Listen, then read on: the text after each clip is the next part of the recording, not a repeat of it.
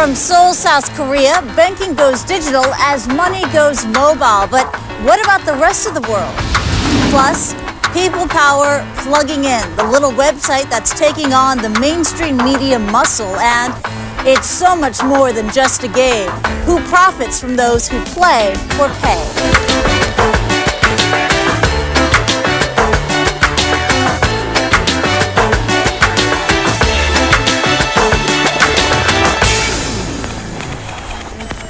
Hello and welcome to Spark. This edition of the show is coming from Seoul, South Korea. Now, we call this the digital capital of the world. People here are the world's most internet connected, and nearly everyone here has a cell phone. Now, we're not just talking about any cell phone. These are souped up third-generation handsets that are having a profound effect on the way society here operates. Mobile banking is the latest killer application, which the country's largest bank believes could one day lead to a cashless society.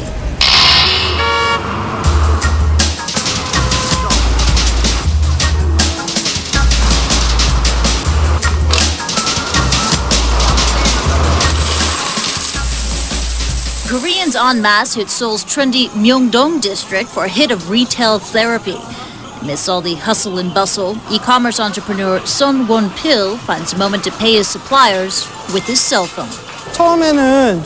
At first I was intimidated by the novelty of the whole thing, but money transfers are very important here, and mobile banking allows me to easily transfer money to my customers and vendors. Son is one in almost a million Koreans who use their mobiles to dial into their bank accounts. The account data is encrypted on a special smart card chip. To access the service, just hit the M button and you're in the money.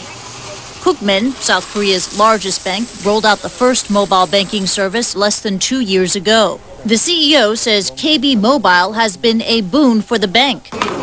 Tech-savvy customers like the convenience, and more people are signing on. So right now you have about 400,000 customers on your banking mobile service. How many customers do you hope to have by the end of 2005? By the end of this year, 1 million customers.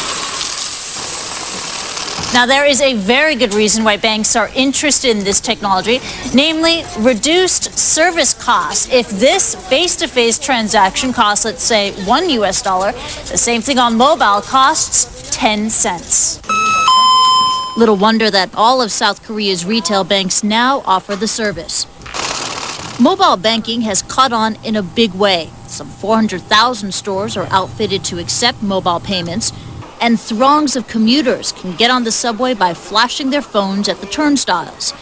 Kang says he can turn at least one person out of every 2 Korean households into a mobile banker, but his ambition doesn't stop there. Once we have critical mass of customers in Korea, I think it'll make sense to make it global.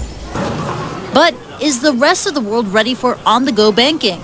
Simon Bureau monitors Korea's technology landscape for overseas clients. I would say that some countries of Asia, such as Singapore, Hong Kong, and maybe some countries in Europe might be the ones that be the first to adopt that. But there are some clear conditions that are needed for the service to be adopted. Bureau points to 3 main take-up factors. Number 1, a service that is secure and easy to use. 2, a consumer base that is mobile. And 3, a government that is tech-savvy and eager to promote mobile banking. All the factors that have made mobile banking a reality in South Korea. Here, Son Won-pil is just another wired consumer, moving his money by punching the phone. Now, South Korea's techno-revolution sprang from the Asian financial crisis of 1997. The country transformed itself, along with some of its biggest companies. Now, once known as a cheap, low-cost manufacturer, Samsung Electronics is out to become a high-end global tech brand. But can it convince America? Maggie Lake reports.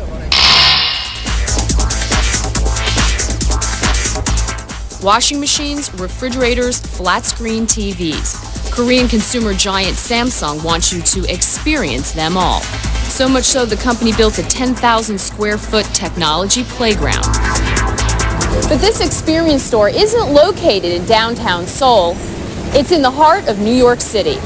We built this thing called the Samsung Experience. It's an emporium of our best devices, the most newest and freshest digital convergence products. This is a place to come in and understand how simple technology can be. The Experience Unstores are just one part of a broader Samsung strategy to win over American consumers.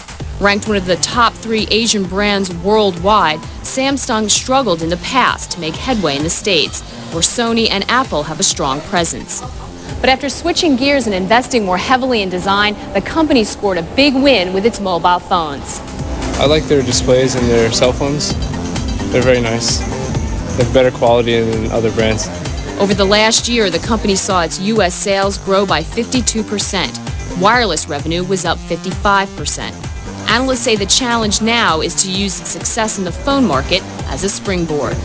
Samsung has to leverage all of the things that it's doing internally in terms of memory, in terms of LCDs, and in terms of the broader consumer electronics category to still maintain that leadership position for their brand. In order to do that, Samsung is concentrated on building strong relationships with retail partners. That's one reason none of the products in their Experience Emporiums are for sale. We're not going to open up 100 or 50 stores and compete with our channel partners.